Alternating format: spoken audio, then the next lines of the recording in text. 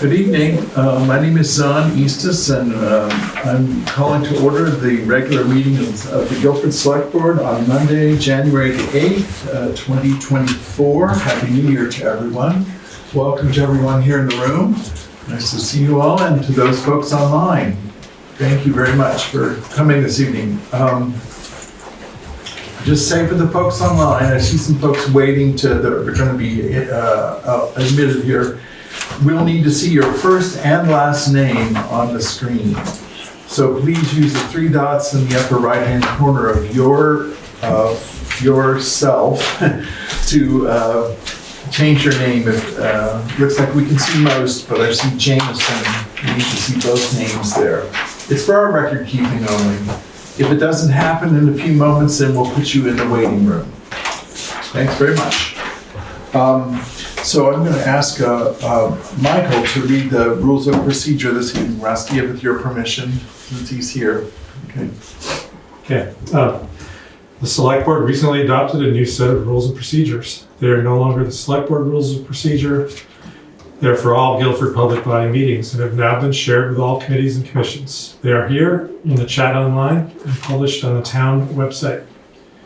These rules request that everyone present at the meeting conduct themselves in a civil manner. Tonight, individuals will have a reasonable time to comment on actions the Select Board is considering. Comments and questions will inform the Select Board's decision-making process. Individual comments will be limited to 3 minutes. Comments will be heard, not responded to. There will be no exchange between the Select Board and a commenter. No questions will be responded to. Any questions raised will be recorded and responded to in a timely fashion. Additionally, here in the room and in the chat online, there is some basic information which includes how to contact Select Board members, how to secure a spot during the community comment portion of the meeting, how to get on the agenda, and how to communicate with the board via mail or email. Thank you. Thank you. So I just want to make sure that everybody in the room has signed into the sheet there, so we can also have record for that. So, all right, so we'll move right on to the next part of the agenda, which is welcoming the public, our community comment period. And I understand from Brenda there won't be any community comment period, any comments that are planned. Well, nobody had gotten in touch with me about it, but there might be people who had something. Is there anyone either online or in the room that would like to tell us about an event or share something in town? All right. I see Jameson there with one name. We'll need to see both your names in just a moment, or we'll need to move you to the waiting room. I'm sorry. I know who that is, I just texted. Oh, I see, okay. You know who it is. If we know who it is, maybe that's okay. Someone's hand is up. Whose hand though? I can't see. Leslie Malewin. Malin. Can you Unmute her. unmute her? Let's see. Okay. Hang on. There we go. Okay, there you go. I'm good.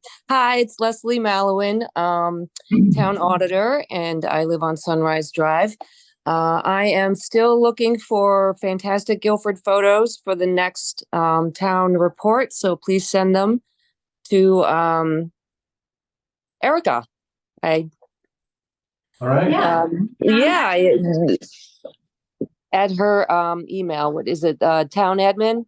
Yes, at guilfordvt.gov. Yes, thank you. That's it. Please send them in the next couple of weeks. Thank you. Thank you, Leslie, and thank you for your work there with the town auditors getting that report ready.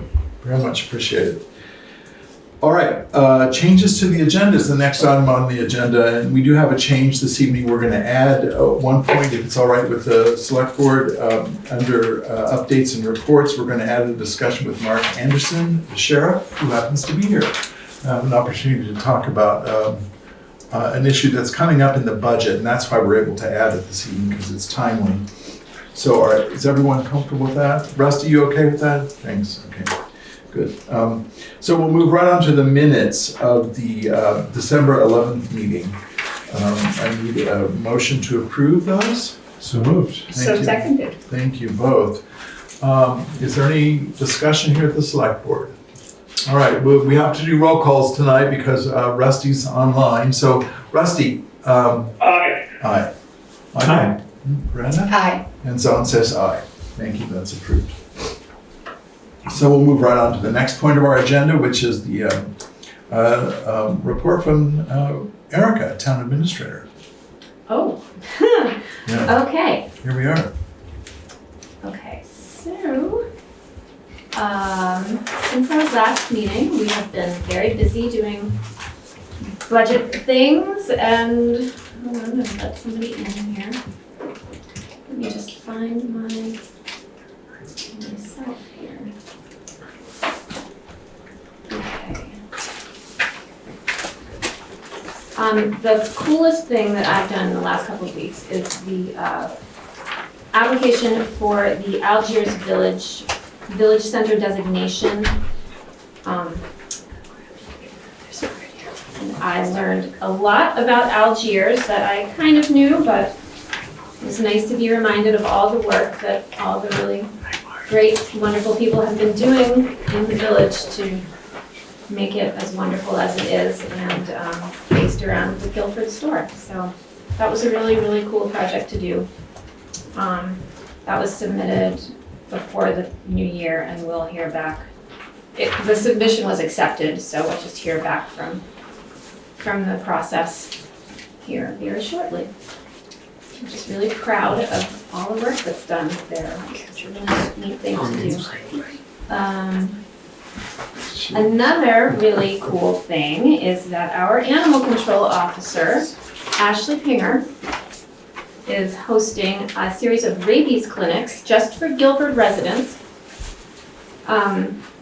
That will happen at the Guilford Town Office. So this is really cool because you can get your dog their rabies shot and then you can get your dog license renewed before the deadline, which is in April, I think. So those dates are going to be on the Guilford website, and the first one is next Tuesday. It's every other Tuesday, starting January 16th. So the first one is January 16th, and they're from 9 to 10 a.m.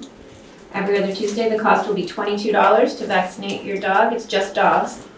And then you can come in and see the town clerk and get your dog license. So I think that's really cool, and thank you to Ashley Pinger for doing that. All And I right, think that's it. all right, okay, now I'm gonna guess, there, John changed his name, good, thank you, John.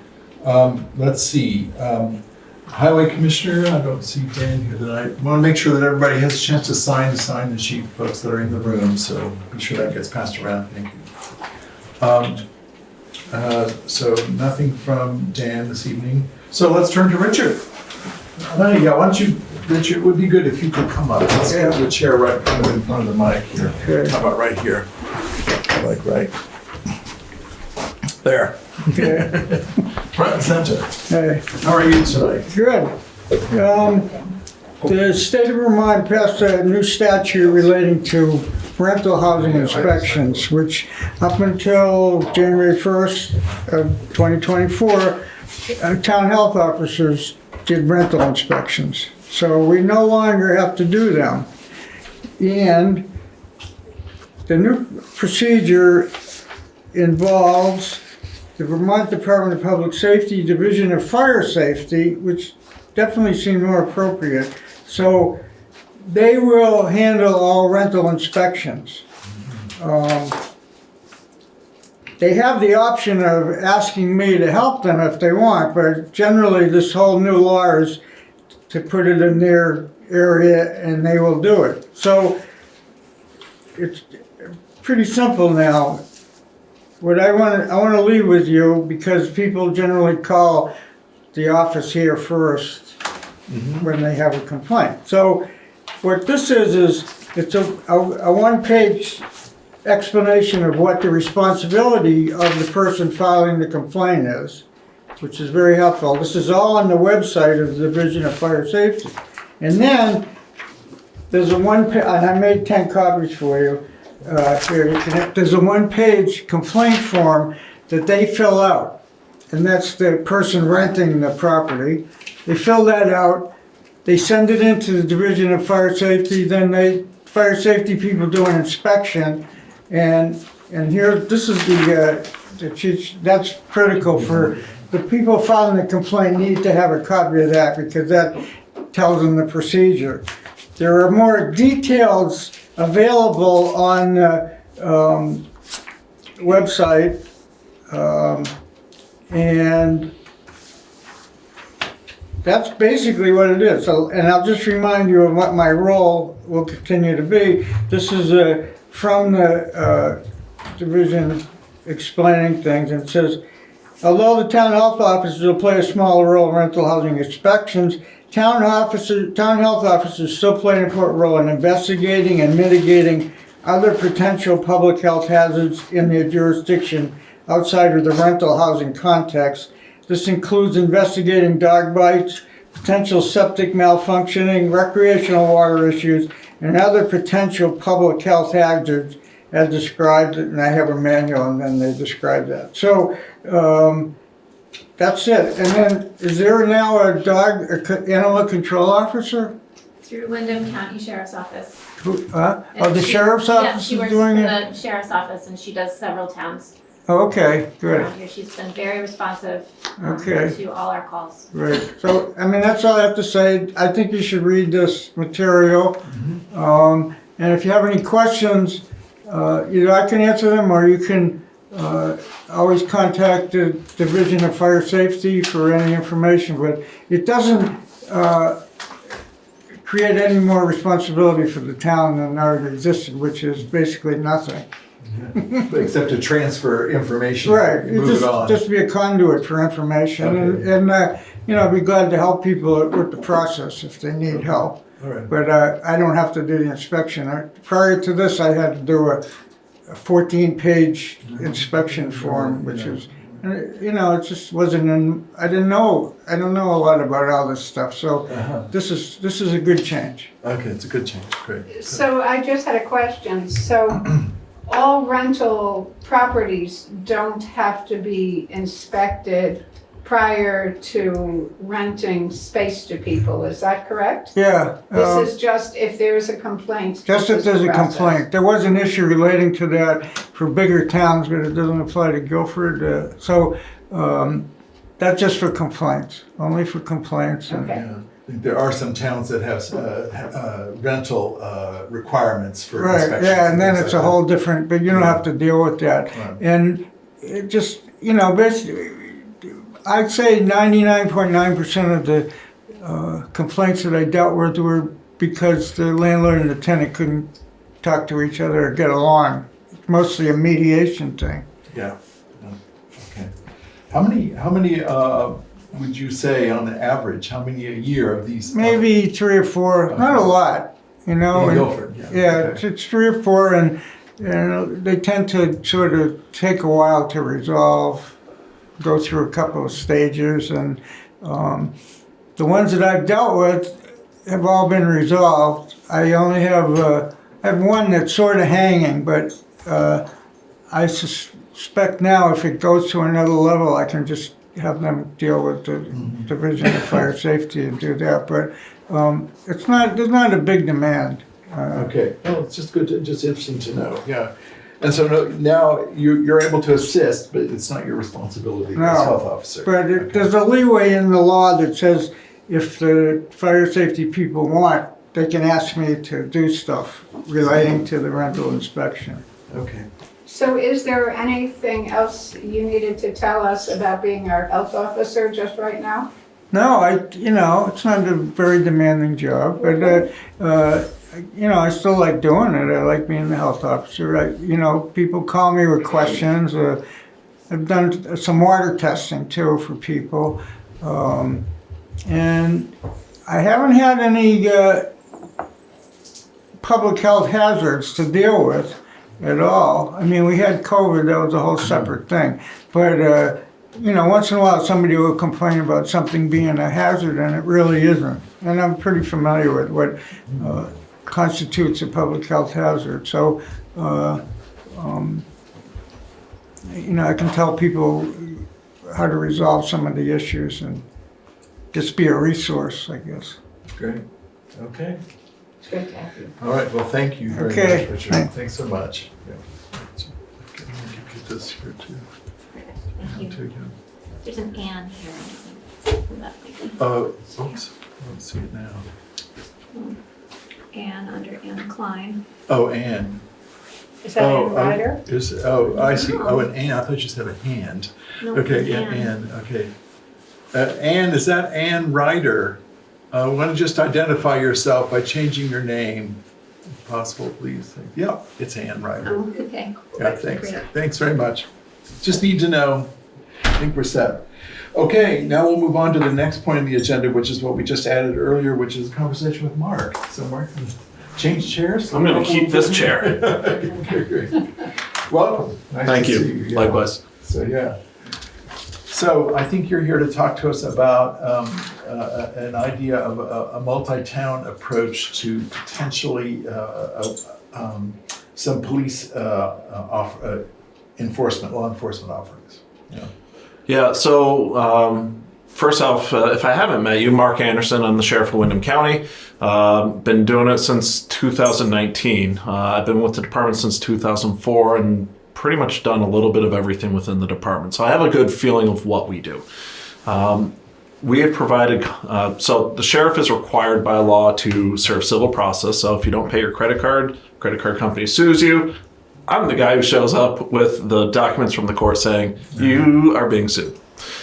We're also charged with transporting prisoners from the jail to court, from the court to jail. And so we help keep the criminal justice system running on that side of things. We're also responsible for helping domestic violence victims with retrieving their property from a location if under a court order. Under a relief from abuse order, I should say. And we are newly required to support the court with court security. That's our statutory responsibilities.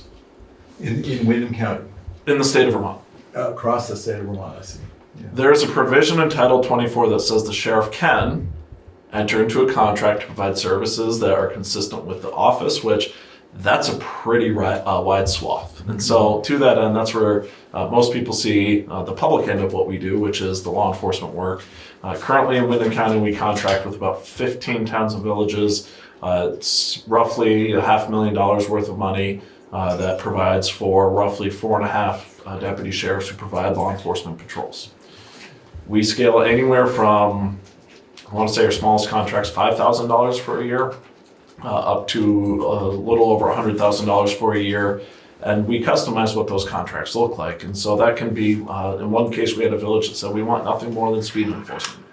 We don't want you to answer the phone. We don't want you to do anything else. The town takes care of all of that. We just want speed enforcement.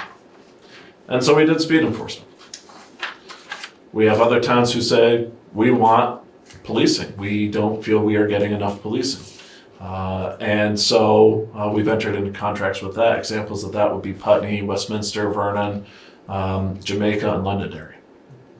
And then we have everything in between. And so I call this the 60% solution.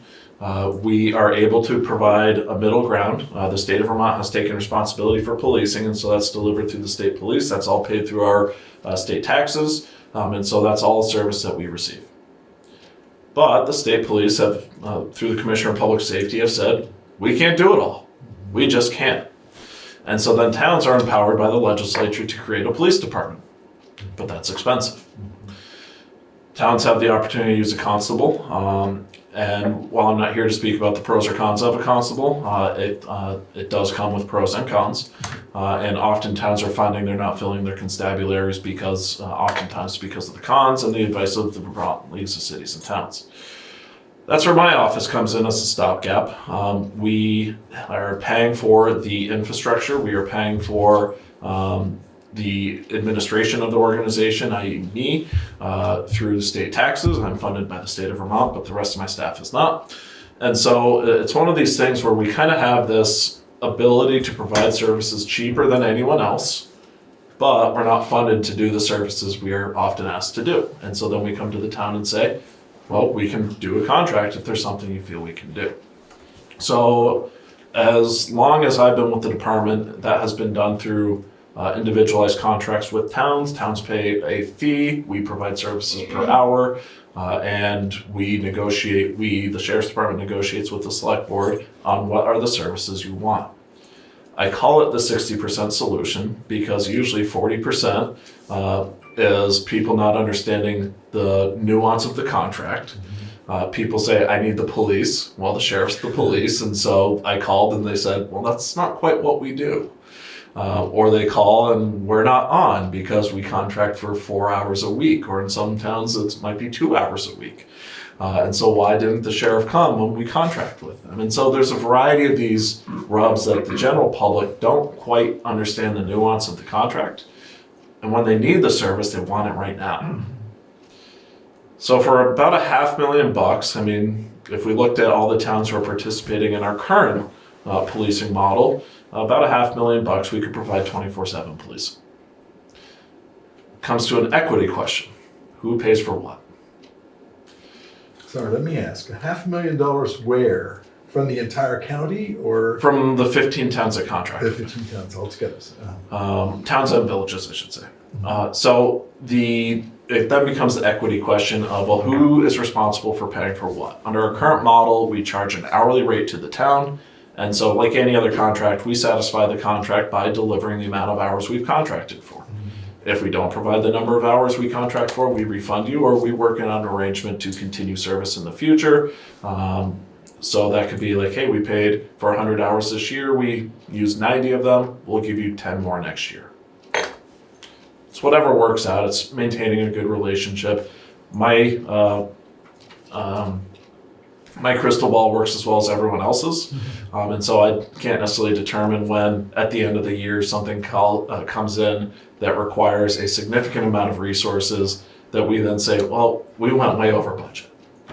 But we know the town's fixed to a budget, so then what? And so it's also a two-way street when we say, hey, we're going to continue our contract next year. The 100 hours next year, we used 10 of them in the previous year. Are you guys okay with us just using that as a wash? And historically, that's been how we operate our relationship with the towns we contract with.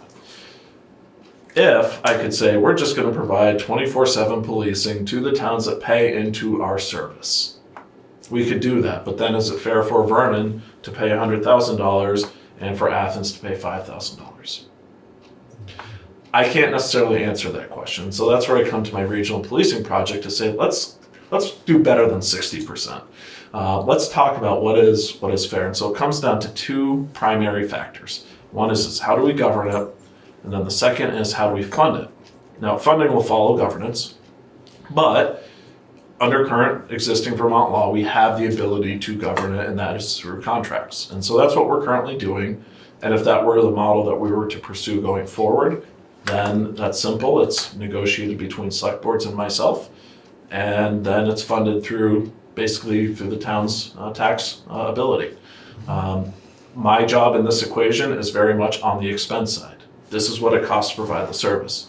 The town's job is very much on the revenue side. This is how we raise the revenue to provide the service. And so then it's just a discussion of what's the appropriate level of service. So we would have both governance and funding. The exploration I'm taking has invited all the towns in Windham County that do not have a police department. I'm being very intentional on that because towns that have a police department, number one, from what I can tell, are content with their service. Number two, the second we invite them into the discussion, not to say they can't be a part of the discussion, but the second we invite them in, then it becomes another equity question of, well, we're already investing in policing, why should we invest twice? I think there's a lot of good reasons to answer that, but I'm not going to answer it right now because we haven't built the first model. So let's not build the second one. I think that there's a lot of opportunity for mutual aid through either this project, including or excluding towns with police departments, to help each other out. So the exploratory project I'm taking, I think I have all the answers, and now I'm asking people to challenge me. Not truly, but this is ultimately saying, here's an idea. It's not my idea, actually. This has been researched for about 70 years. It's been the subject of numerous think tanks and task force. The legislature studied it. The administration, state administration has studied it for many years. There's a project by one of my many predecessors, Bill Graham, along with the Brattleboro Police Chief and the Bells Falls Police Chief back in the 90s to do something similar to this. There was a project in the 80s by now former Chief Justice Jeff Amstoy to do a project in Windsor County. And so it's like, why do we keep coming back to the same conversation, but we don't do it? Now, in the case of the Bill Graham proposal, what had caused that to stop is that the Brattleboro Police Chief, Bruce Campbell, had a heart attack and died. Right. And so that's what kind of took the gas or the wind out of the sails. Jeff Amstoy presented it, but there then became some political opposition because it came to the conversation of local control.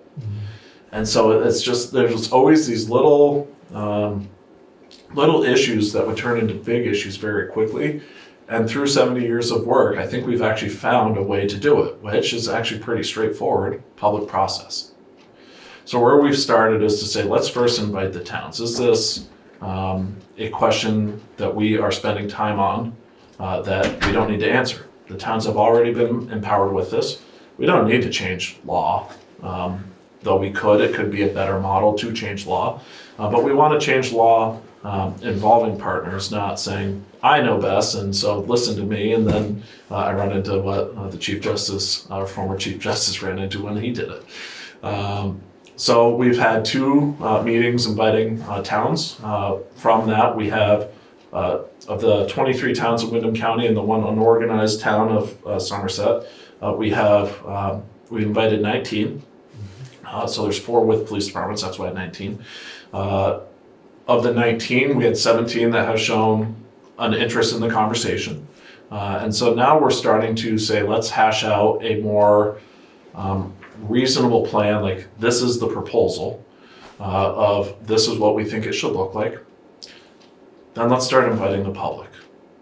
Because ultimately the taxpayer would be the one paying for it. And my goal is that we remove duplication of services and we remove duplication of paying for services to actually come up with a system that relieves the taxpayer of spending, but provides a better service. When we were talking post-George Floyd, we were looking at comparisons between Vermont and other places in the United States, including in Minnesota. Minnesota, ironically, had just published a document about 2 months before George Floyd happened. And one of the things it talked about was the number of police officers per square mile that they had in Minneapolis. We talk about the number of square miles per police officer in Vermont. And if we talk about it in Windham County, it starts to get really awkward because the state police in my office cover similar but different areas.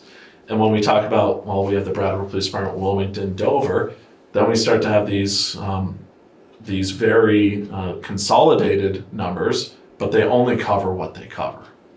So part of it is exploratory.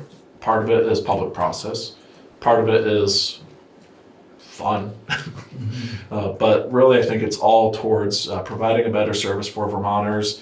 In this county, we have known a regional policing system that is tied to what I'll call a silo. Individual towns are each silo, and they don't. The contracts themselves don't really work to support our neighbors.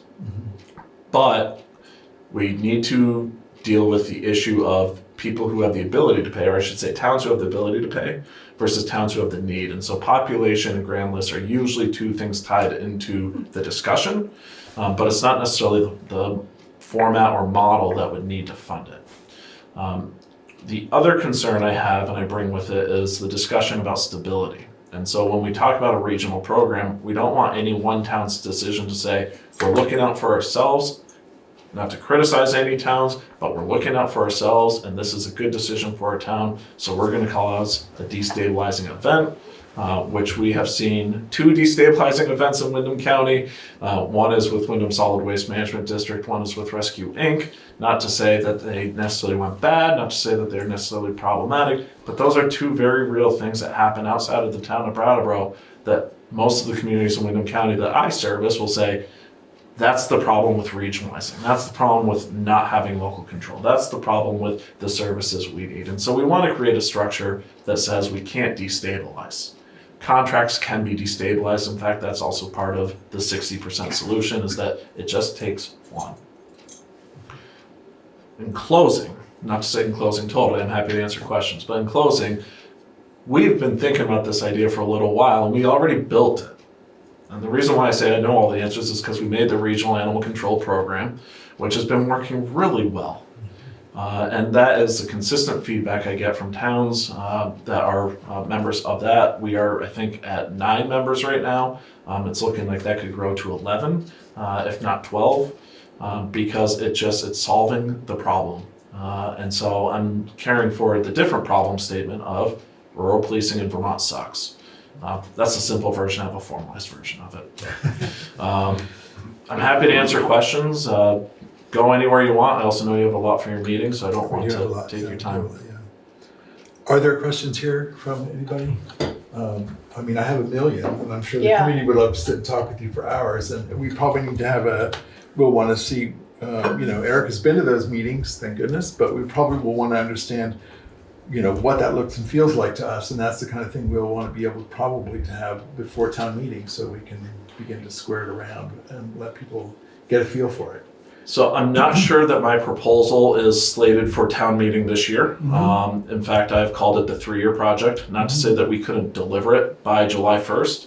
I think that the public process wouldn't be able to happen before July 1st.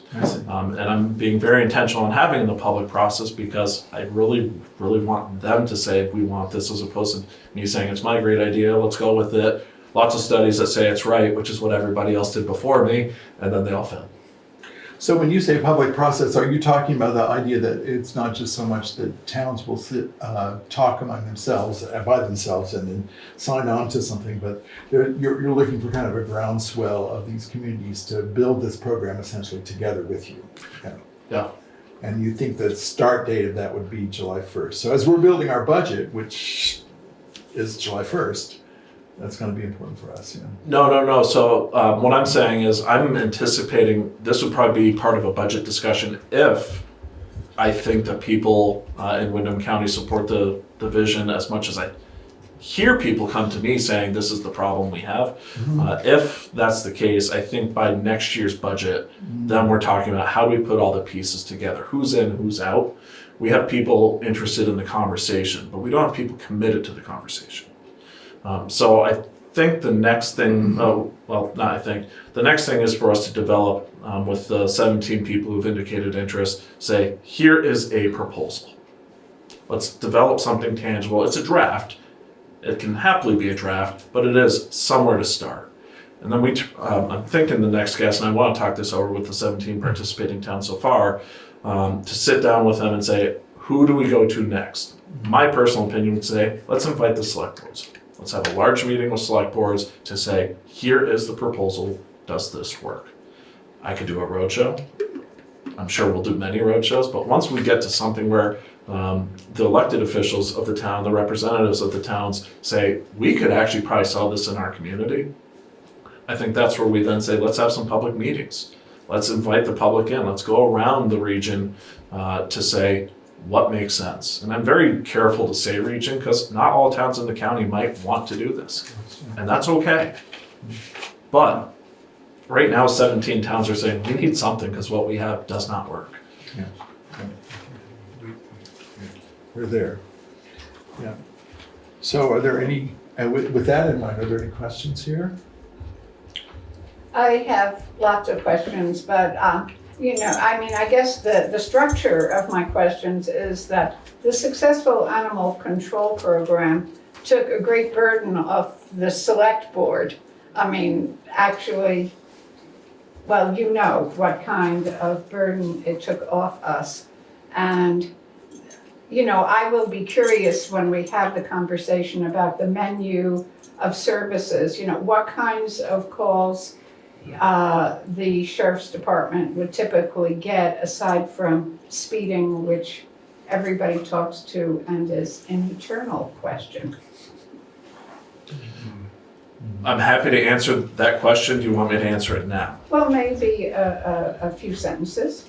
Happy to do that. So broadly, what I'm envisioning is that we handle quality of life calls all the way up to 911 emergency style calls. We have a variety of issues that have to do with speeding or stop signs or those things that frustrate people where they live. We have a variety of serious crimes such as sexual assaults, domestic assaults, which I have staff trained to investigate. So we would want to bolster from what we currently have to add more resources to it. But we would also want to impress on the state police for the more specialized investigations. And so like a homicide, until a couple of years ago, Vermont used to see like single-digit homicides. Let's have a homicide investigator do those. I don't need to train someone to do those. We can rely on the state resource. We're seeing even more homicides now, which, I mean, at some point in time, maybe we do say we need to have the resource internally, but I'd still rather rely on the state police who are doing those. They have the crime scene search team. They have the dive team who's trained to do evidence collection. So they have a variety of resources that we would continue to rely on and press upon. But also to say, when your house is broken into, we'll come, we'll take the complaint, we'll do the investigation, and we'll work for a resolution. That's one of the complaints I receive, is that Vermonters are frustrated when their home is broken into, and the response is call your insurance company. Yeah, exactly. Thanks. Michael, Rusty? No. Okay, I think what we'll do in the interest of time, we probably need to move ahead. Thanks very much, Mark. It's very lots of good information.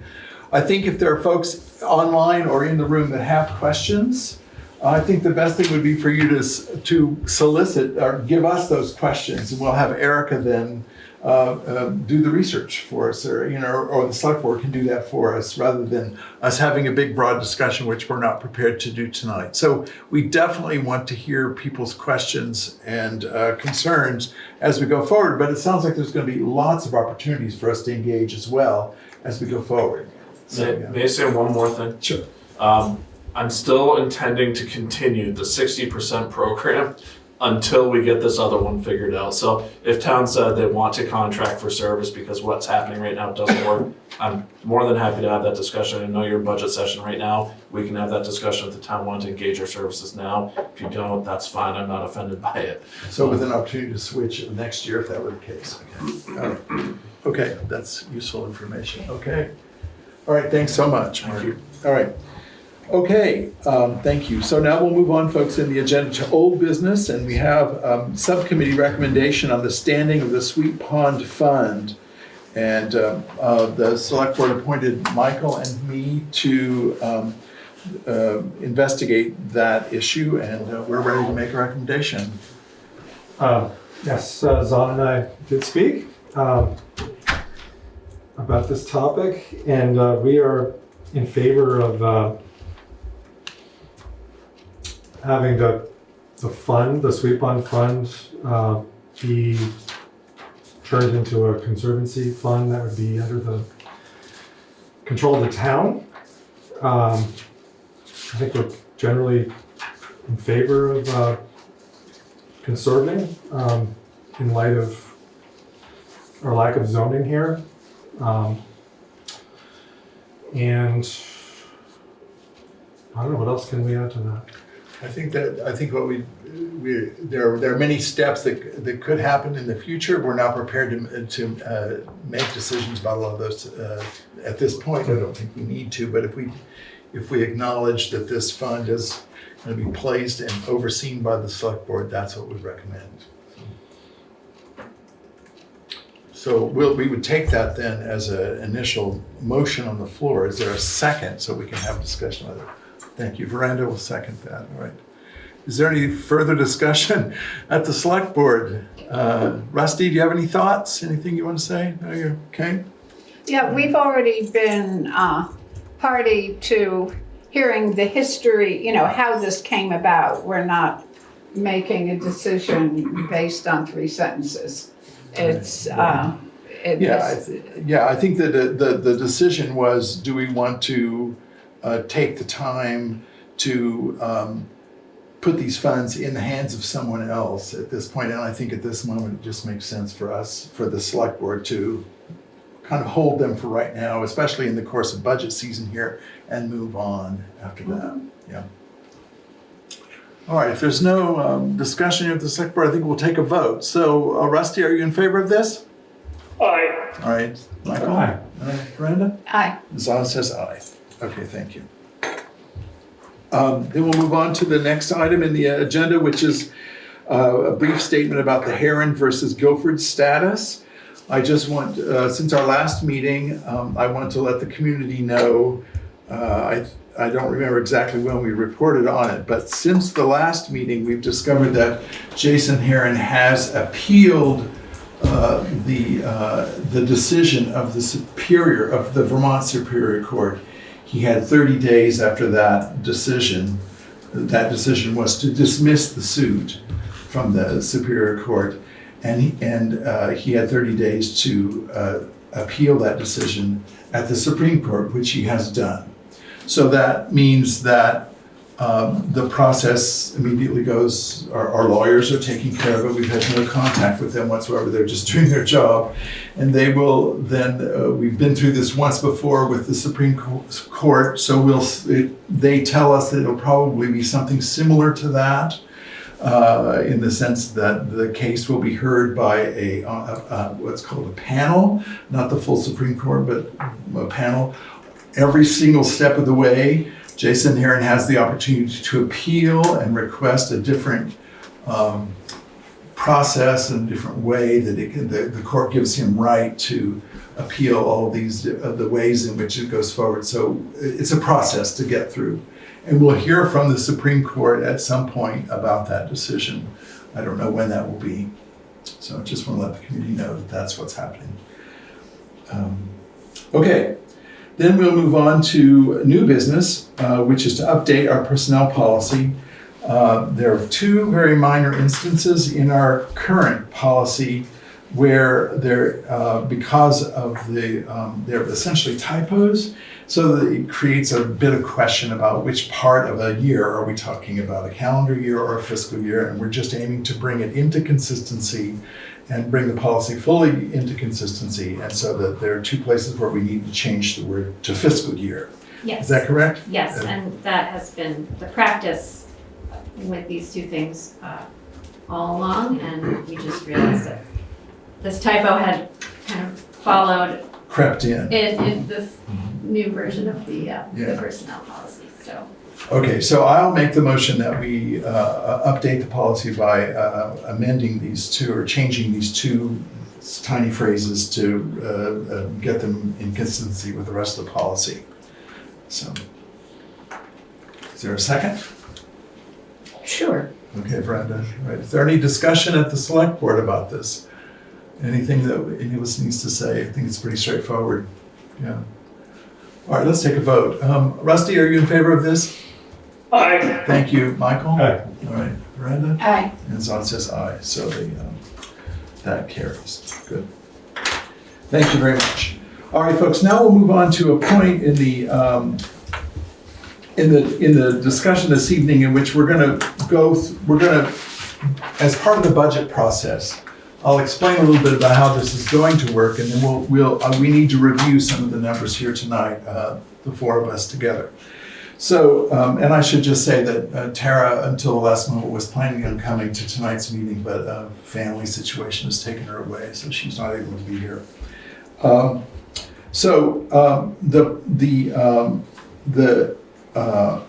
We had four budget workshops, which were all conducted, and there are public records of all of those. Anyone can watch those by. I think they're all listed on our website, if I'm correct. Yes. Yeah. Okay, so those are all on the website, and from that information, the staff has worked very hard to pull all of those numbers into two budgets. We have a general budget, which we call the 003 budget, and then we have a highway budget, which is called the 09 budget. The select board's job is to then review everything as we understand it, as we see it, and then it's our job to submit that budget, those budgets, to the auditors for presentation in the town report. And then the auditors go through everything once again, and then make sure everything's okay, and then they publish it, and then the town reviews it, and then we all take it up at town meeting. And this year, town meeting will be conducted at the Guilford School on Tuesday, March the 5th, at which time we will be looking at the budget and considering it as a community. So that's basic, broad overview of what needs to happen. We will not be approving the numbers tonight. We're not quite ready to do that because there are some other considerations regarding how we hope to present this material to the town. Maybe some of you have heard and been part of conversations. You will be able to read about it in the Gazette coming soon. In our efforts to become more clear and more transparent in the community, we've worked quite a bit here in the last few months. And we think we've developed a plan, which we're calling the Asset Management Program, that will allow us, not this year, because we're working with, we'll be reporting on fiscal year 23, and we'll be projecting into fiscal year 25, but this will be a transition year for us, and we hope to be able to use the Asset Management Program as a way to clarify to the community how we budget, how we do projects, and how we report those projects out so that everyone can see in a crystal clear way what's going on. We'll be able to track everything very clearly, we hope. That's the work that we've been able to do with the staff to help us get to this point. So it all feels very hopeful, but it's going to be a little bit, transitional this year. So I'd like to go for a few minutes and have us just look at each of the budgets. And what I'd like to do first is have us, and sorry, Rusty, you might be able to, if you want, you can call up the budgets online. Is this the same thing as we have in our folder? Yes. Okay. It's not in your folder, but it's in the email that I sent to you because it's, Okay. we didn't place it in the folder because it's in a different folder. Oh, okay. So this is it in person. So, okay.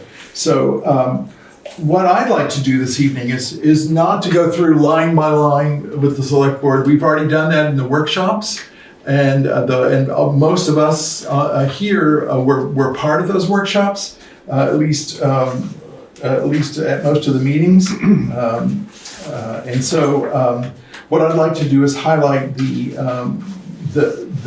larger variances from last year. In other words, everything that I'd like to go over this evening is pretty much as it has been, except there are some variances, and that's what we want to talk about this evening, so we can get a handle on what's coming our way.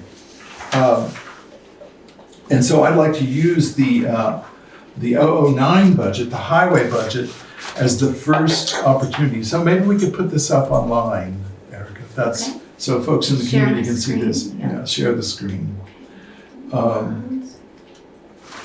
And I'd like to just remind everyone here that even though the figures that you're going to be seeing here tonight are figures that the budget workshop folks have been putting forward, and the staff has been working with, they're not completely finalized in the sense that the select board has not approved all of these numbers yet. That comes in another step. So there still may be information that we're going to be learning about, and in the 03 budget we'll be able to talk about that. So in the 009 budget, the one number that I want to talk about as far as the number goes is the one that is the darker green over on the right side. It's a $30,000, what we call a delta, the difference between last year's budget and this year's budget. Every year, as I understand it, Guilford receives a certain amount of state aid to highways, and that number comes from the state. We don't control it. We don't have any access to being able to change it, but it does affect our budget in the sense that this year, for fiscal year 25, it is a $30,000 increase over what we received prior, or what we were able to budget prior. Now, if we look at what we received in fiscal year 24, the year we're currently in, you can see that even though the budget was $145,000, we have received $161,000 in fiscal 24, and that's year to date. So it's possible that we might get to a higher number. So next year we're budgeting $175,000 because that's what Danny thinks we can put in at this point.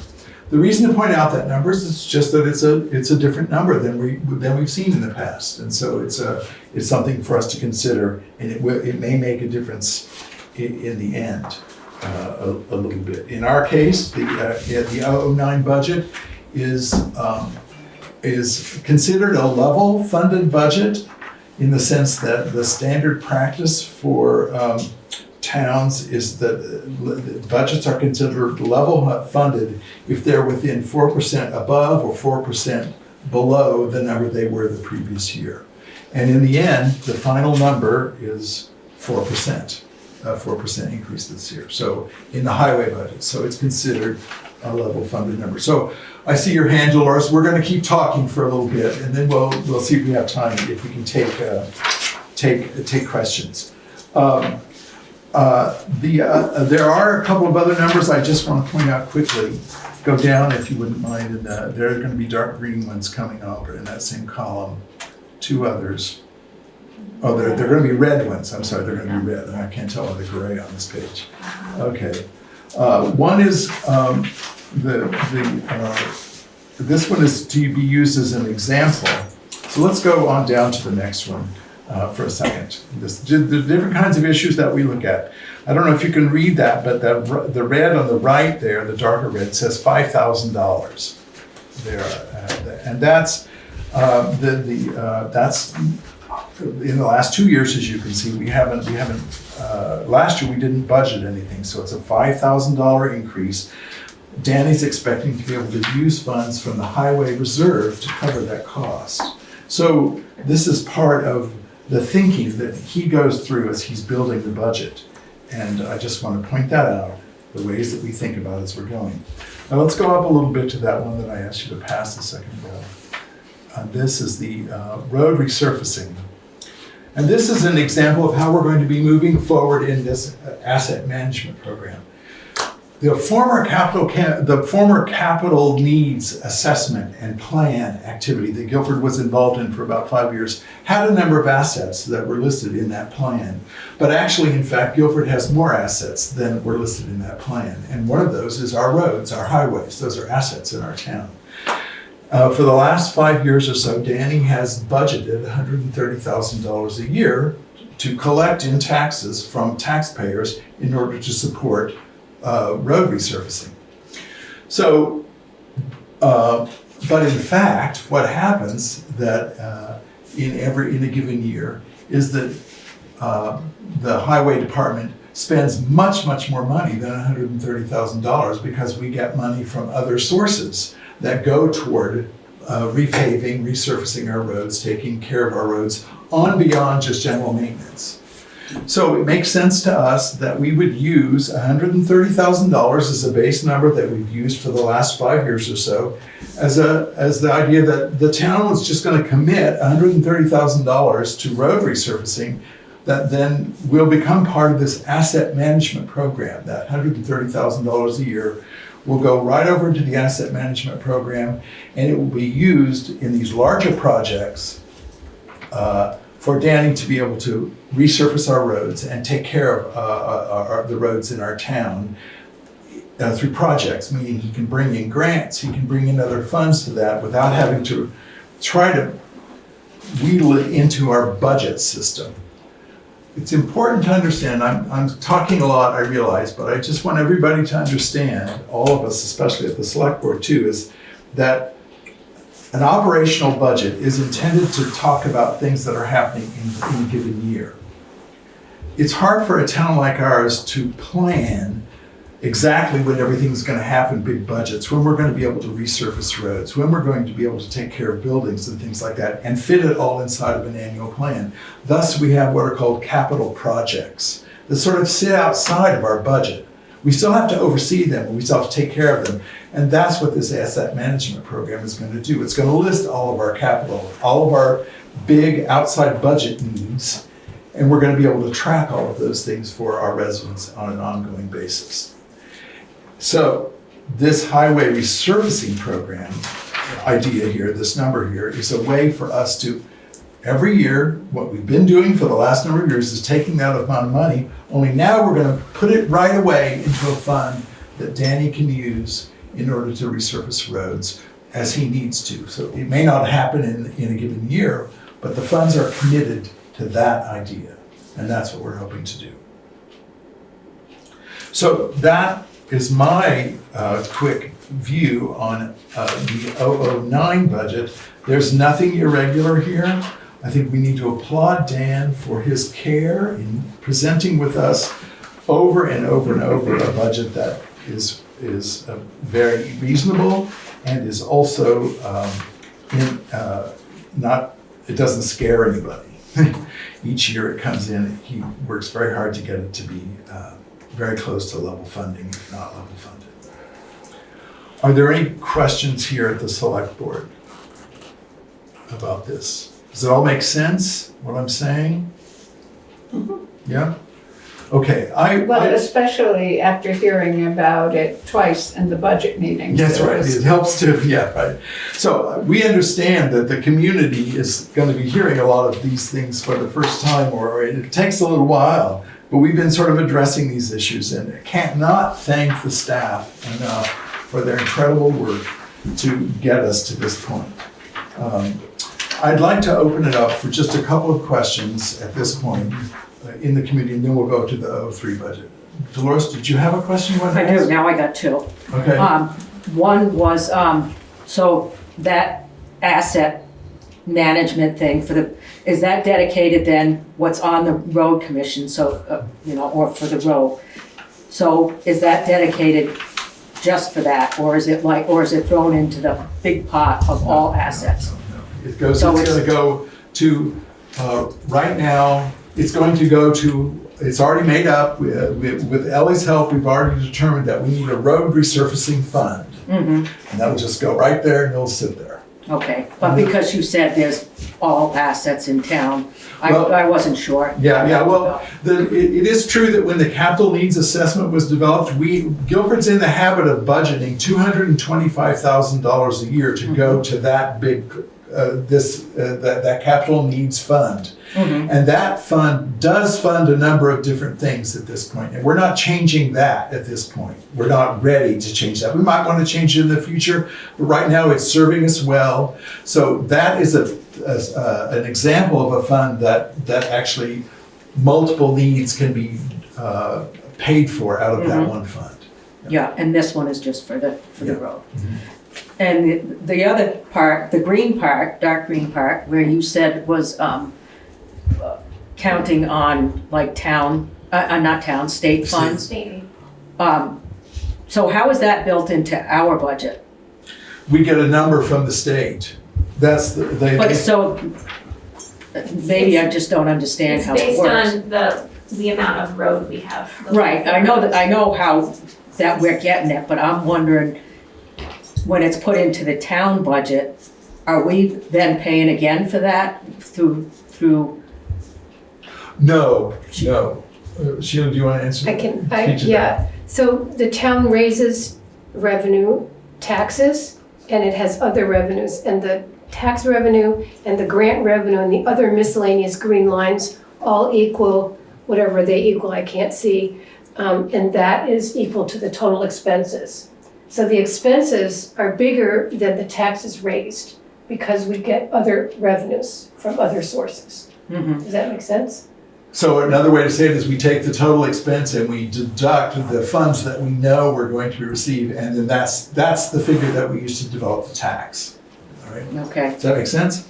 All right. Good questions. Good question. Tim? So are we going to have a capital expenditure budget, which some organizations do? They show what they expect to spend in capital expenditures separate from the other budget. Because that's operational budget versus capital expenditures. Yeah, we need to do that. We're not. And that's part of what you're talking about, your future plan. Yeah.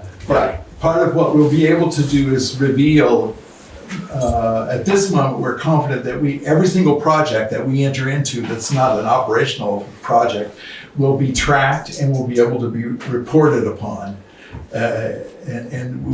we may not, at this moment, I'm not ready to say we know exactly what we're doing for the next year or two in that plan, but we'll be able to track whatever we do.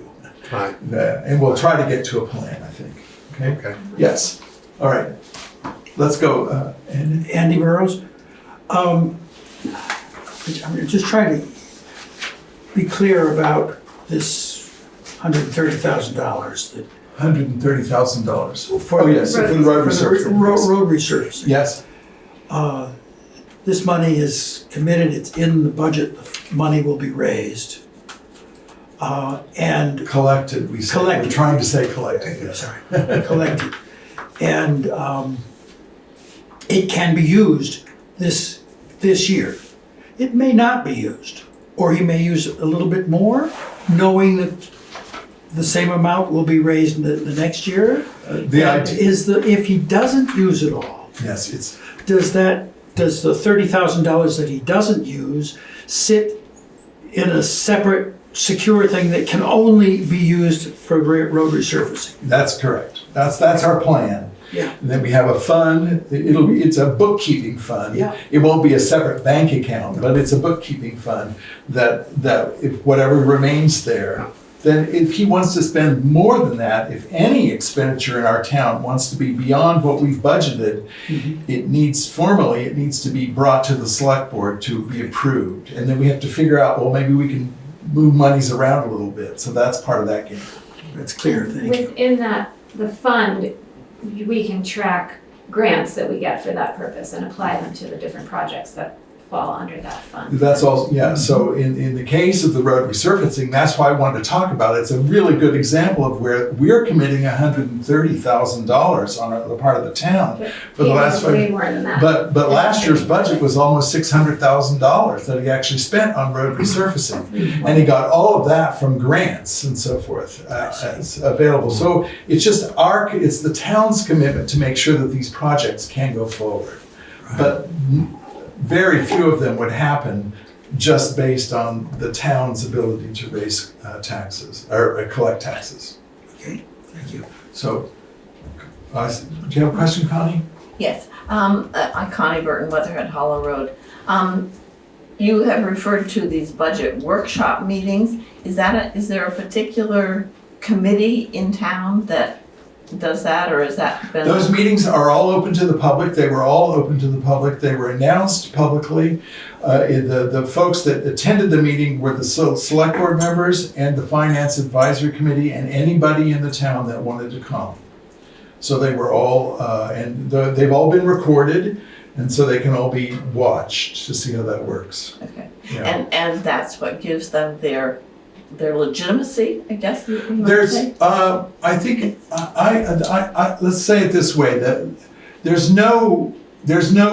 select board is responsible for creating the budget. Mm-hmm. So in Guilford, we use that mechanism to create the budget. We use more than just the select board body of people, but it's not as if we're appointing some people to be responsible for that. We're asking for the community's help in doing that project. Yeah. Right, we'll have one more question. Sheila can answer that All right, question. I don't have a question. Okay, She has an answer. okay. I just wanted to say that for many years, the select board convened the budget workshops, and it was only the select board that worked on them. And then recently, there was the finance advisory committee that also participated. But it is the select board's responsibility to, as you said, to create the budget, and has been doing it for years using the budget workshops. Yeah, I think the idea is to be as public as we can be about that. And I'll admit that the public does not attend the meetings. There were very few non-select board members or non-finance advisory committee members that were at these meetings. But you had them generally during the day in the morning. Yeah, well, then we do what we can. We had I know, I'm just exactly, saying that's why you probably didn't have a lot of exactly. public Yeah. participation. We have about 40 people here tonight. That's great, fantastic. Just a quick question, is the road resurfacing project, the future funded project, an example of future funded projects, are there others, or is it Yes, just? we're gonna talk about some more. We'll talk about a number of those when we get to the 003 budget. Okay, And the fact is that Guilford's already in the practice of doing this in other places. We raise $12,500, we collect, $12,500 a year in taxes from the community for the Green River Covered Bridge. We've been doing that for a number of years. And the reason to do this kind of planning is so that Guilford doesn't have to be a town that has to go into debt when a large project comes its way.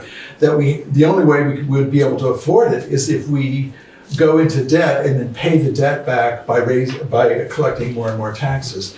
We're investing in our future, which is probably a stronger stance and a more responsible stance for our community rather than being in debt. That was the overall reason for developing that capital needs assessment 7 years ago. All right, folks, let's move on to the 003 budget. And there are a number of issues here that I want to just highlight. So asking people to pay attention or absorb what you can. We'll put it up here on the screen. I hope. So I have to go back to my Chrome. Where's it gone? I'm gonna stop sharing this. Yeah, first, yeah. And go find the other thing. Back to Zoom. Is this draft online? No, it won't be. We wouldn't put it online just because it's constantly changing. So as soon as we put it online, it would change. And so, and we don't maintain it on a regular basis. We're learning about it.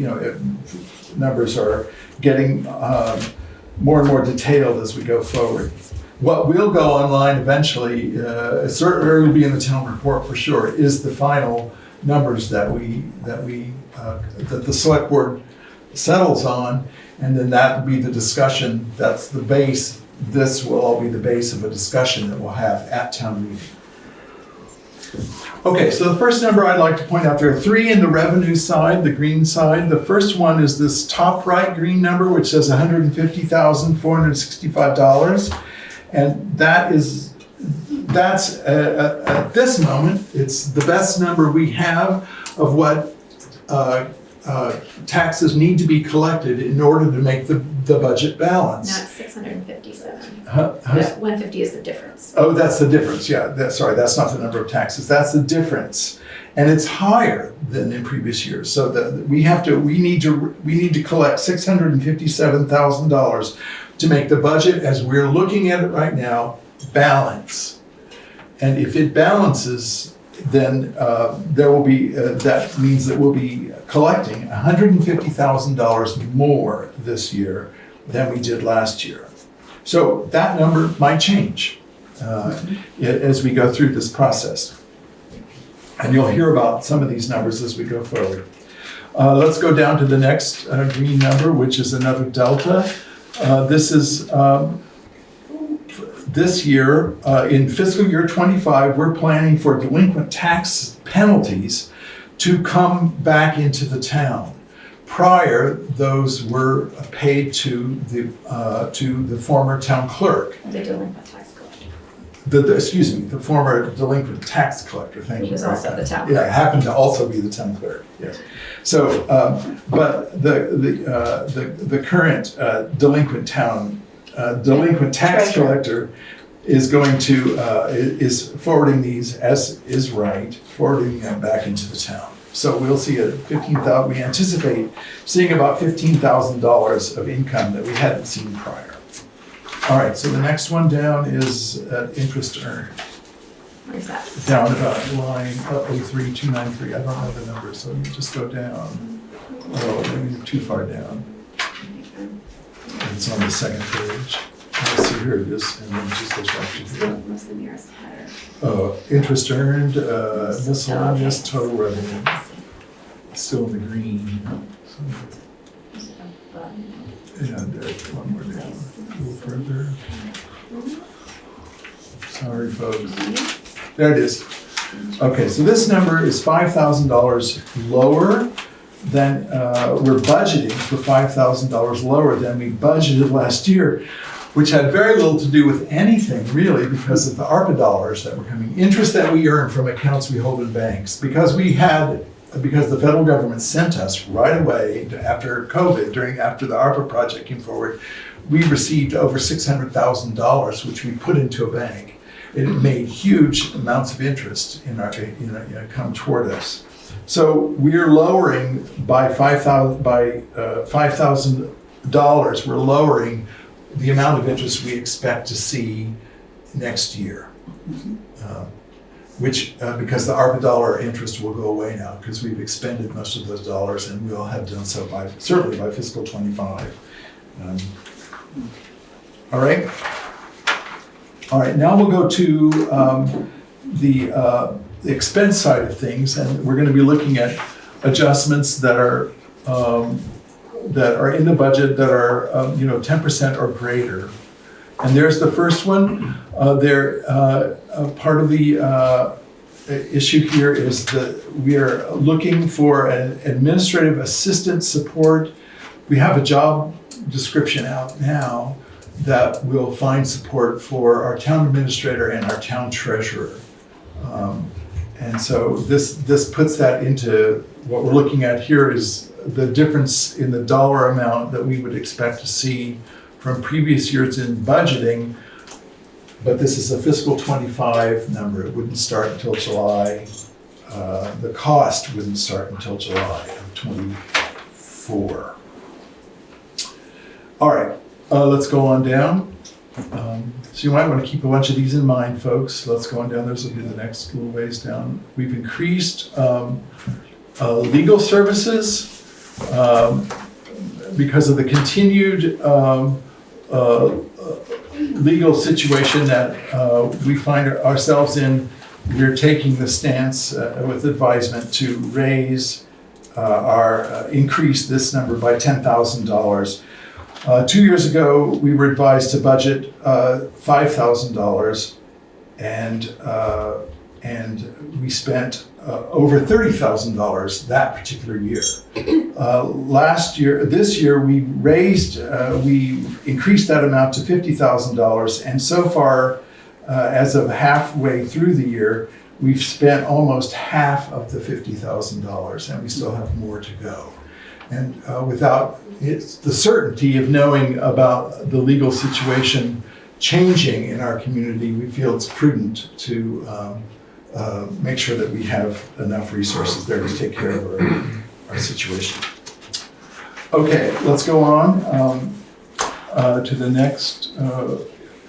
It's down a little bit further under transfers out. So here in this transfers out section, this is the section that's really going to be affected by this asset management program. Transfers out are the dollar figures that the town will collect through revenue, through taxes. They're in the pink, the longer pink column. All of those funds are going to go directly from the taxes we collect. Once they're collected, they go right into all of these different funds. And we're proposing that one of the ways we deal with our commissions is rather than budgeting and guessing every single year about budgeting, we simply hit on an amount that is put into a fund. They figure out how much they want to spend in the next year when they want to budget. They tell us what we need to add to their commission fund in order so they can do their work on a yearly basis. So we'll do that. We'll be tracking the activities in the funds themselves rather than the way we had to do it prior was there was a reserve. So they would budget, anything left over went into a reserve, and we sort of had to guess how much was being used. The language will be changing so that we can be more actively using those dollars in our commissions. It just makes more sense, and so that's what the select board. What do you mean by commissions? Like the planning commission? The cemetery commission, we have 4 commissions, that do work for the town. The select board. All right, then we'll go on down to the next one. The next one is a dollar figure that the select board committee. It's quite a bit. It's just like down here, from here to there. Under listers. Yeah. So it's under the listers. The select board agreed I don't remember exactly when, but our assessor clerk's salary was far out of line. And so we brought it into line for this fiscal year with an understanding that we would make a final adjustment for in fiscal 25. This is that adjustment. It's a $6,000 increase, which puts that position's salary more in line with what's happening in other communities around the state. All right, so then we go down a little bit further. Next line, and here we have a request. This the workshop. The workshops. There was a request that the town clerk salary be increased, and that there be also for an assistant town clerk wages. In this case, would go down a slight bit for fiscal year 25. But the overall picture here is the town clerk, there's a request to increase the number of hours for the town clerk and to increase the number of hours for the assistant town clerk. So that's here in the budget, and that will be another one of those. We have 3 adjustments, actually 4 adjustments to salaries that we're looking at as part of this budget. This is the 3rd one. All right, let's go on down further. So now we're going to law enforcement. And this next number has to do with only with what we were talking about with Mark Anderson just a few minutes ago. We have inserted into the budget the potential of a figure of about $66,000 that would be used for law enforcement. In this case, this year in fiscal 25, it would be a commitment as an individual town for his discussion, but it would enable us to be part of a larger discussion. And the select board's going to be considering in just a few minutes a number of potential articles that would come up as part of this budget process.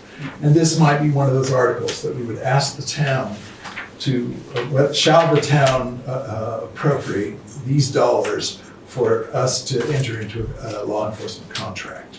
So it's a decision and discussion that we'll have at the town level. Would that price pretty much stay the same as it gets to be like the co-op sort of thing? Not clear. That's true, it's not clear. It's not entirely clear, but we're using the numbers, the best numbers we have based on, the numbers we based this number on are numbers that we know exist right now if we were to enter into an individual contract. And that's what we would have to do now. And that's based on an hourly thing? Yeah, it's based on $62 an hour is the hourly fee, and I think we set it at 20 hours a week, something like that. That's what that turns out to be for us.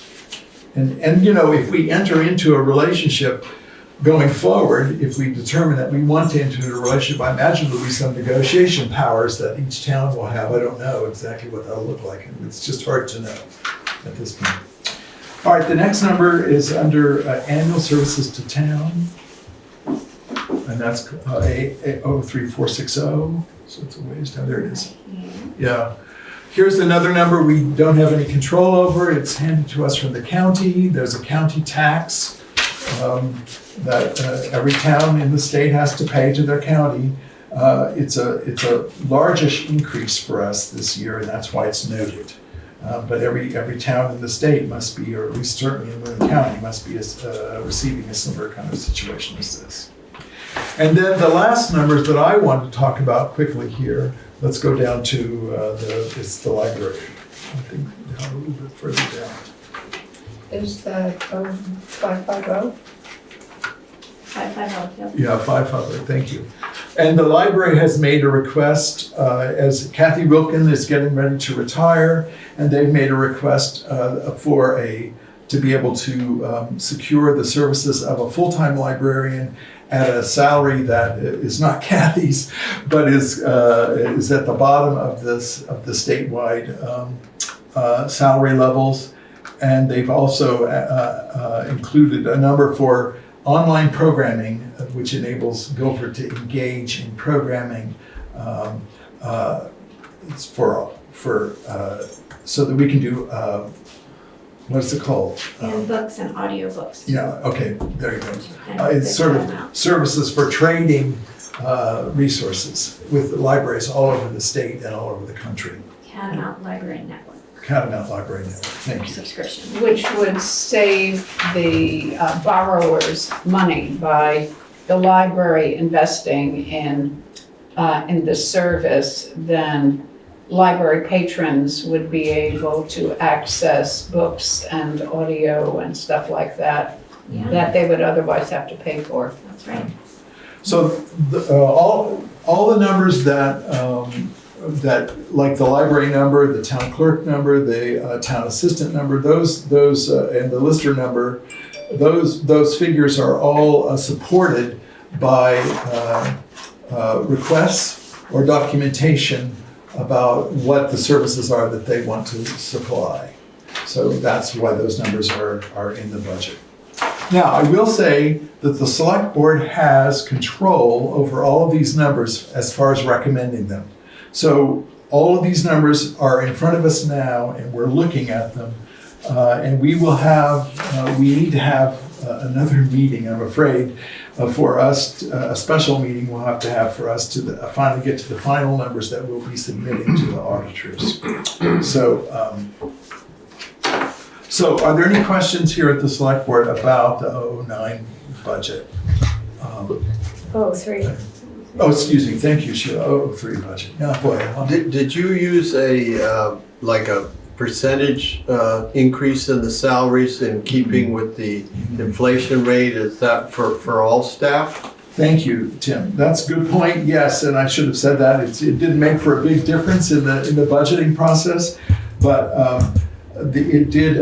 Yes, the select board is using a standard. I think it's 3% this year for the cost of living increase. I will also say that if you saw the things that I'm calling out in the expense side that are increases, if all of those things did not exist in our budget, we would actually be looking at a decrease in the overall final number, about $12,000, I think, if I recall.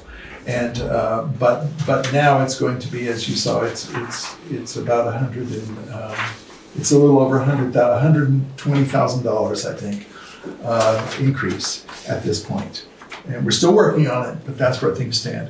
I see that Tammy's hand is raised. Tammy, hi. Do you have a question or point? I just wanted to clarify, did you say that the library wages were on the low side of the average in the state? Because I remember at the budget workshop meeting, I believe what we were told was they were basing that number on just over $28 an hour. Are you saying that just over $28 an hour is a low salary for a librarian? Yes. I just learned that this evening, yes, that it's the rate that they're anticipating or would like to be able to pay a librarian is on the low side, yes.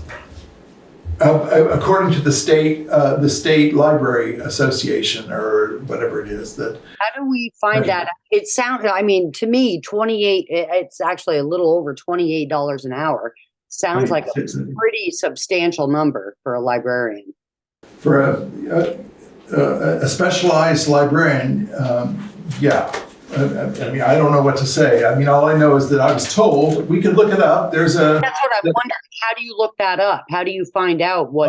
That was provided for us at the workshop, as I recall. There's quite a document that we could look at, and that was brought forward. I don't have it right here, Tammy. We'll get it and get it to you. How about that? Yeah, I was just wondering where you find those numbers. So yeah, okay. Yeah, they exist. Yeah. I saw them at one point. Yeah, at one point in all this, yeah. When you said full-time, is it the same hours as we have now for the library? No, open? Kathy is at 20 hours. Full-time, to qualify for full-time, it has to be 32. Over 30 hours. Yeah, over 30 hours. So I think they're thinking 32 hours is what they're looking at, I think. So then insurance and everything else goes along with that. Yes, that becomes benefits. And what I understand, again, this is, the folks at the library can speak about this for sure. We won't take time tonight to have them speak about it, but what I understand is that for them to attract a librarian of some quality, they need to be able to offer benefits. We've been very lucky in Guilford for many years to have a person like Kathy Wilkin. That's what I understand. That we've been incredibly lucky to have Kathy's services in some measure donated to the community in order for us to have the resource that we have here in our free library. And they can't plan on that going forward. The library has to plan on a slightly different situation, more professional situation. All right, all right. Oh, I sorry, just, I have that document here and I found that number. So this says the Vermont Library Association recommends a salary of $28.06 an hour as a professional minimum for the position of library director. And that can be found at libraries.vermont.gov. Libraries.vermont.gov. Okay. Brenda, did you have a point? I was just looking for the same thing. Okay. So,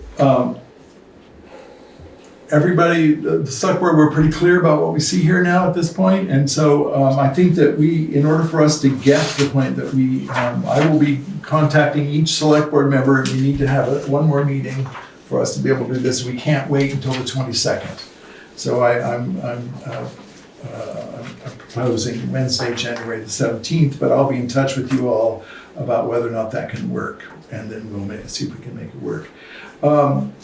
Then I want to, the one thing that I wanted to speak about the budget going forward was the notion of an asset management program plan of, we don't have, and you spoke about that earlier, Tim, so we're good. We don't have that plan right now, but we do know that every single project that gets undertaken here in the town now will be able to be tracked in a different way than it ever was before. And so that will, I hope, give us confidence that we'll be able to keep track of what we're doing, and we can hopefully build ourselves into a plan going forward. It's a next step for us. Okay, so if there's nothing else, I put down on the agenda that we might need to take an action this evening, but we don't have any actions we need to take at this point regarding the budget. We'll need to take those actions at our next meeting. It's about sort of readjusting some of the policy language of various funds and things like that so that we can do this asset management program. So the next item on the agenda is potential articles for the town meeting. And I have a document here that I want to share. And sorry, Rusty, you won't see this, but I've shared with the select board already.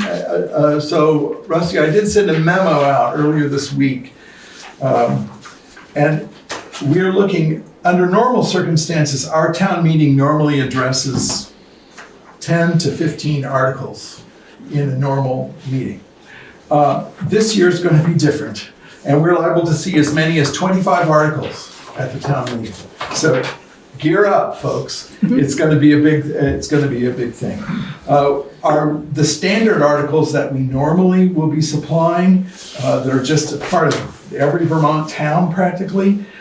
Things like we need to elect a moderator, we need to make sure that taxes can be collected, we need to talk about fines and things like that. All of those issues, there are about 9 of those that we need to they're just already there. Then there will be 2 articles about our budgets. Shall we authorize highway expenditures, the 09 budget, and shall we authorize general expenditures, the 03 budget? Those will just come forward. They likely, though, because of some of the issues that are inside, there, as I mentioned before, there might be an article or 2 that would come out of the budget that the select board might want to put in front of the town as an article, like shall the town authorize the expenditure of $68,000 for law enforcement services? And that's a question that we would then all address. The decision that we make at the meeting would then adjust our budget potentially. All the things that are in the budget are things that the town will be looking at anyway, but the select board may choose to put a couple of those, 2 or 3 of those ideas in front of the town as articles. And it just it creates an opportunity for a different kind of discussion, and that's what we'll be weighing, select board, as we think about this. Well, obviously, you better have those articles before you vote on the whole entire budget. Exactly. And adjust it according to whatever decision is made on those individual items. Absolutely. Absolutely, yeah. The ordering of how these goes is up to, we have to create a good order so that we could get things in. Yeah, and we'll make sure that we do that, yeah.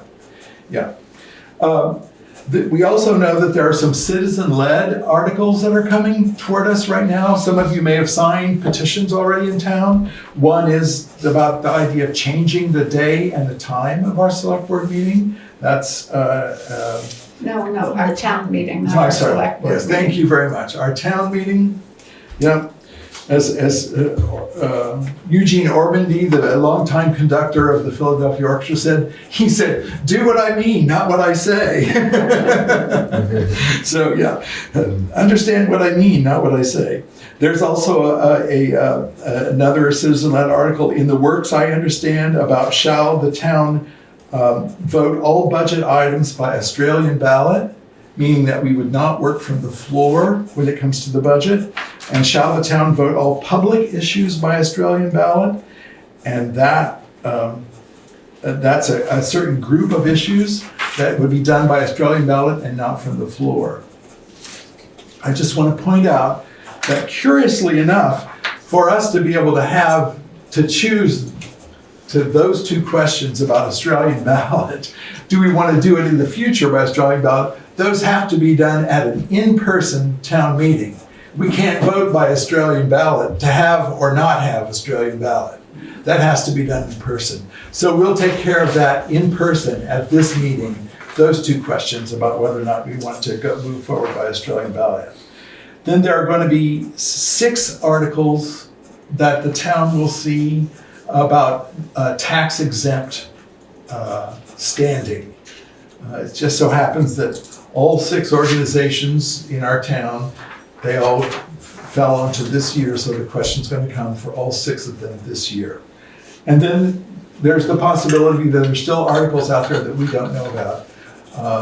Although the articles need to come to the select board, we have to get them to the state by the 25th of this month. So if people have articles out there that they're working on, you need to get them to us so that we can get things taken care of and managed well. And there's we will be voting on the articles to submit them to the state at our next meeting on January the 22nd.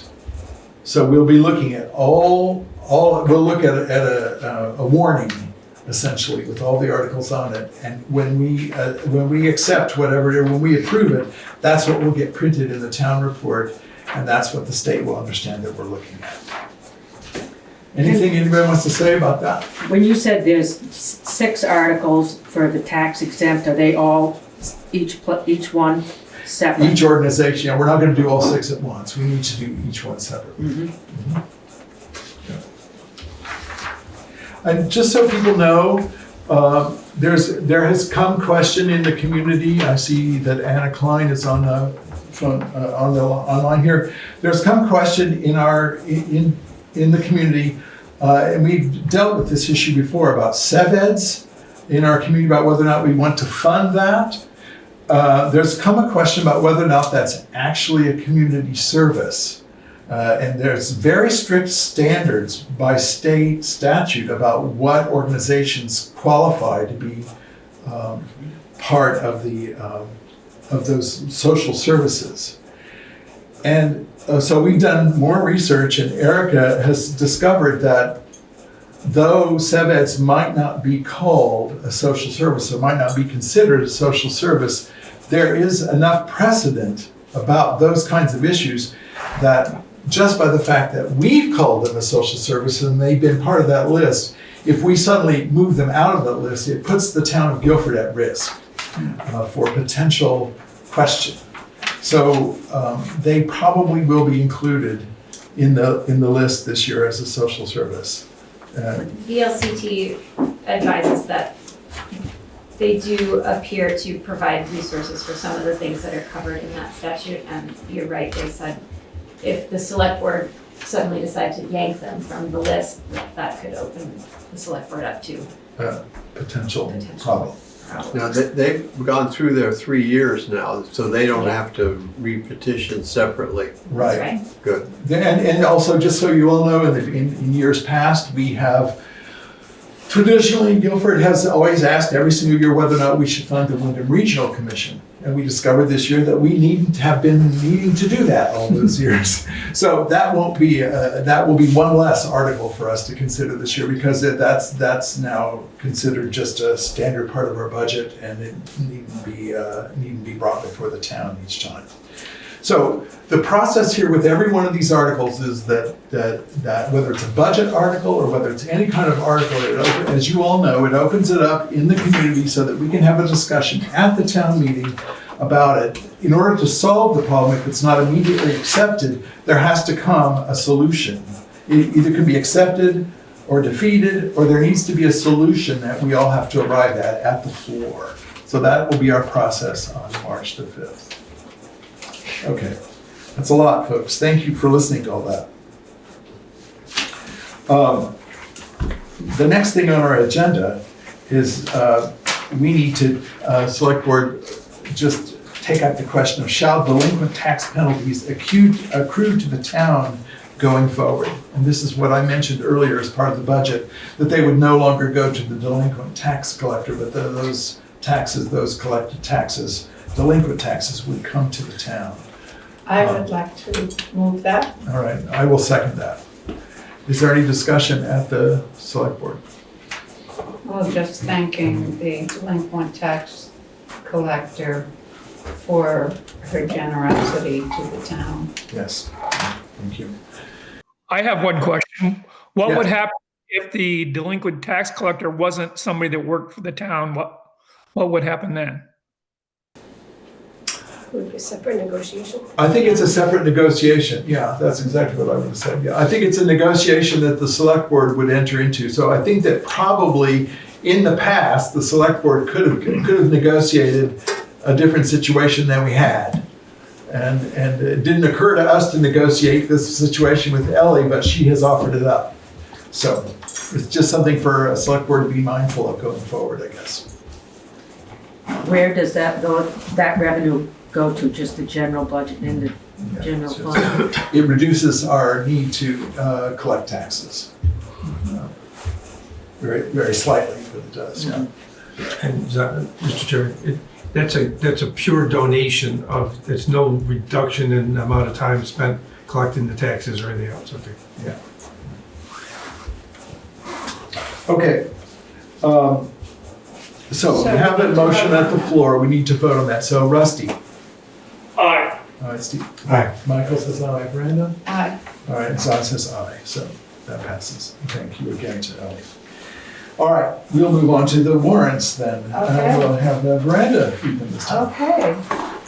I move that we pay the following warrants. Payroll week 12/17/23 for the sum of $7,288.36. Payroll week 12/24/23 for $9,052.92. Payroll week 12/31/23 for the sum of $7,055.37. Payroll week 1/7/24 for the sum of $7,922.70. And finally, expense warrant number 2412 for the sum of $36,508.77. And finally, Finally, flip over the paper, but wait, there's more. Expense warrant 2412V for for the sum of $1,235.88 for a grand total of $69,064. Flat even.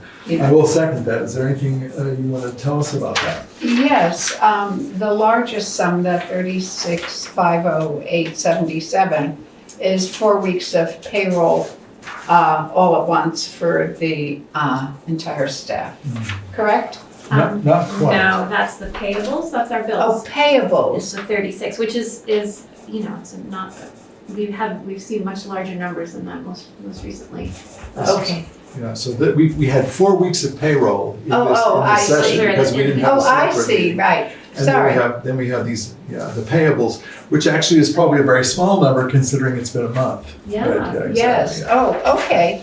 And So- aside from that, there were the usual diesel, fuel, salt, insurance, things like that. Sorry, I had expected that Tara had this covered, so usually when I was doing it, I would be more on top of it. All right, so are we in favor of this? Rusty? Aye. Michael? Aye. Brenda? Aye. Ms. Zona says aye. Thank you very much. Those pass. All right, we'll move on. We'll move right through other business as there is none this evening. And we'll move on to correspondence. There are 3 topics or issues, correspondences to talk about this evening. I'll speak about the first one. The Select Board received a letter from the concerned Guilford town residents.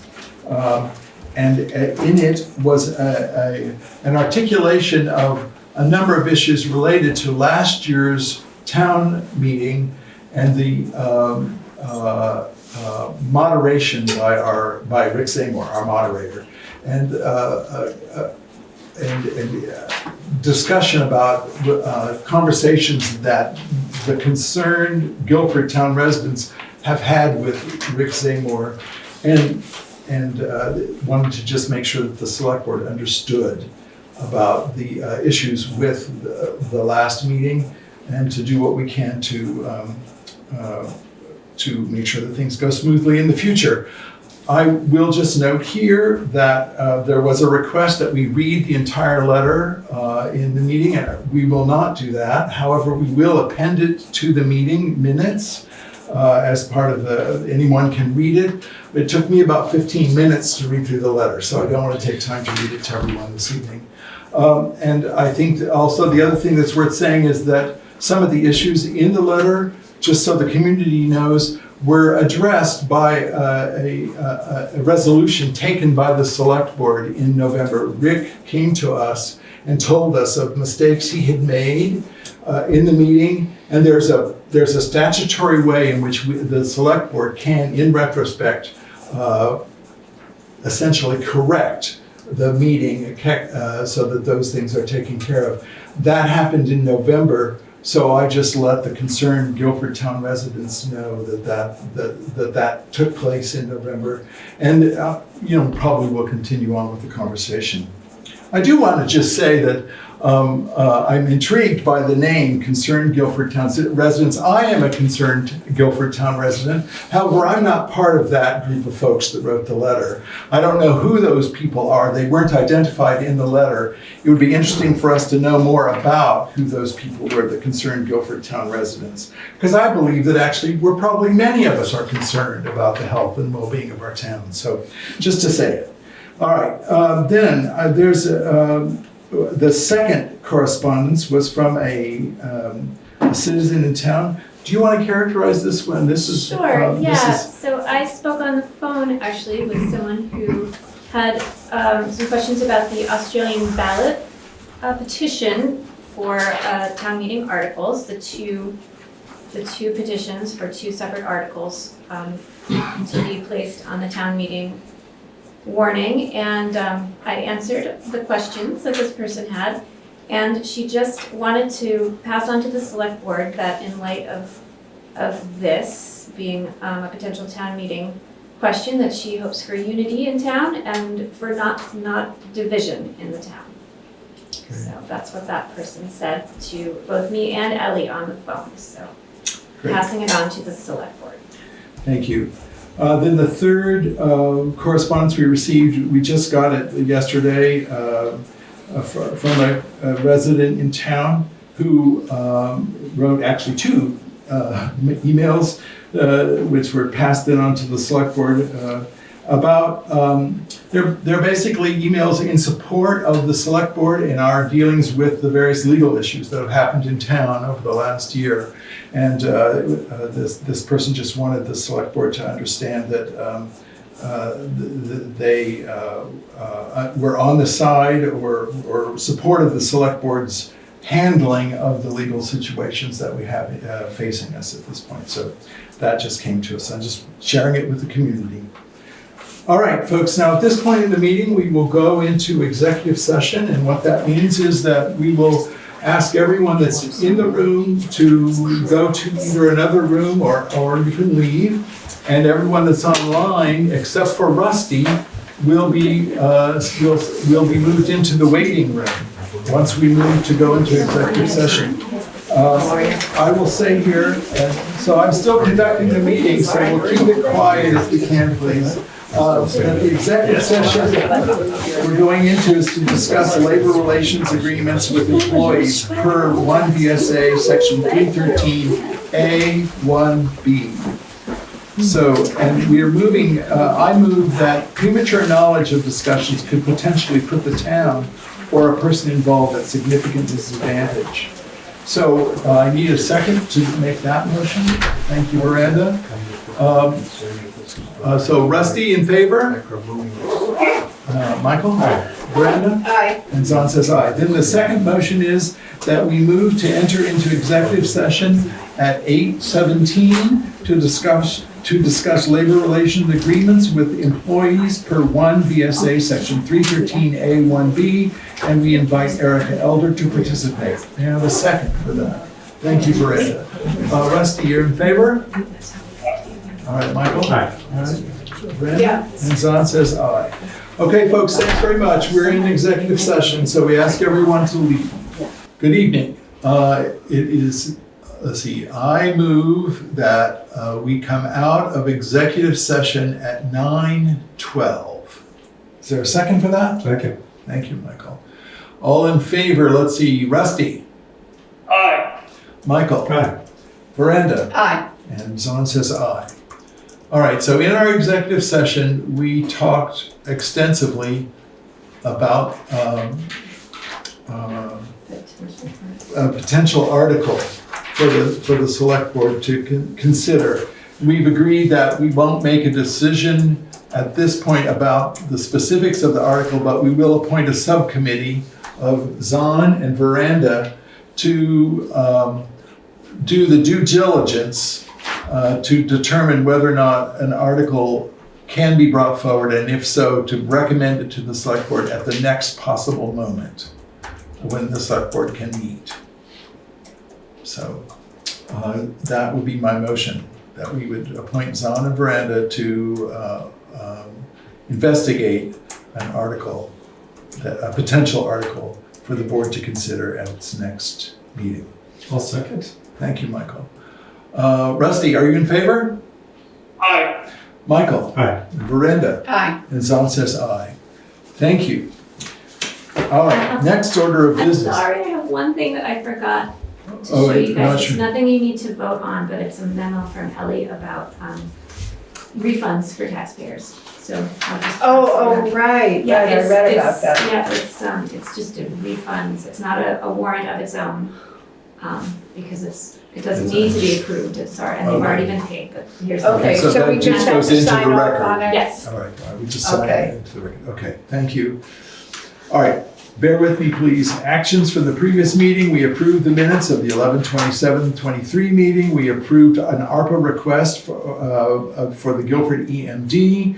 We voted not to use Australian ballot for town meeting 2024 per the COVID Act that is still in place.